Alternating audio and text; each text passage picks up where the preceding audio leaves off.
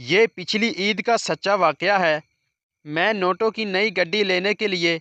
Bolton market Karachi گیا تھا تاکہ عید کے موقع پر بچوں میں عیدی بانٹ سکوں۔ بولٹن مارکیٹ کراچی کا ایک ایسا علاقہ ہے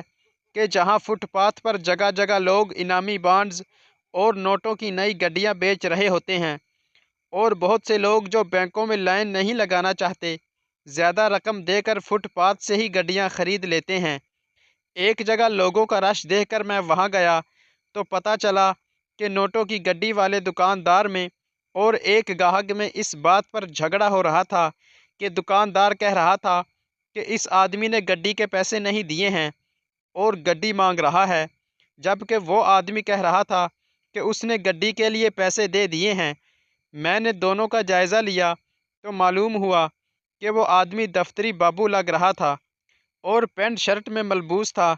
جبکہ دکاندار حلیہ سے غریب آدمی دکھائی دے رہا تھا، مگر وہ حد سے زیادہ واویلا مچا رہا تھا اور نوٹوں کی ایک گڈی کے لیے ایسا غیر فطری رویہ اپنا رہا تھا جیسے کہ اس کی ساری دنیا ہی لٹ چکی ہو،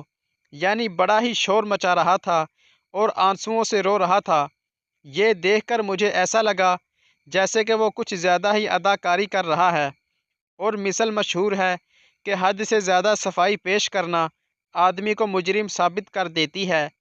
اچانک اس دفتری بابو نے اس دکاندار سے کہا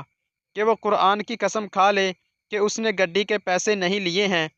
تو اس دکاندار نے فوری طور پر قرآن کی قسم کھا لی۔ اس پر دفتری بابو نے نوٹوں کی گڈی کا مطالبہ ترک کر دیا اور وہاں سے چلا گیا، اور اس طرح معاملہ رفع دفع ہو گیا، اور اس کے بعد اس دکاندار کا رونا دھونا بھی بند ہو گیا۔ یہ سارا واقعہ دیکھنے کے بعد مجھے ایسا محسوس ہو رہا تھا کہ جیسے دکاندار جھوٹا ہے، کیونکہ ایک گڈی کے لیے ایسا واویلا کوئی ٹھگ قسم کا آدمی ہی مچا سکتا ہے، کوئی شریف آدمی نہیں مچا سکتا۔ اس واقعہ کی اصل حقیقت تو اللہ تعالیٰ کو ہی پتہ ہے، مگر اگر میرا اندازہ صحیح ہوا تو دکاندار جھوٹی قسم کھا کر سخت نقصان میں رہا، اور بقول شاعر داغ دہلوی کہ خاطر سے یا لحاظ سے میں مان تو گیا، جھوٹی قسم سے آپ کا ایمان تو گیا۔ ہمارے پیارے نبی حضرت محمد صلی اللہ علیہ وسلم کا ارشاد گرامی ہے، جس کا مفہوم کچھ یوں ہے کہ جو شخص جھوٹی قسم کھا کر کسی کا مال لے لے گا، وہ اللہ تعالیٰ کے سامنے کوڑی ہو کر پیش ہوگا۔ دعا ہے اللہ تعالیٰ ہم سب کو حق اور سچ بولنے کی توفیق عطا فرمائے۔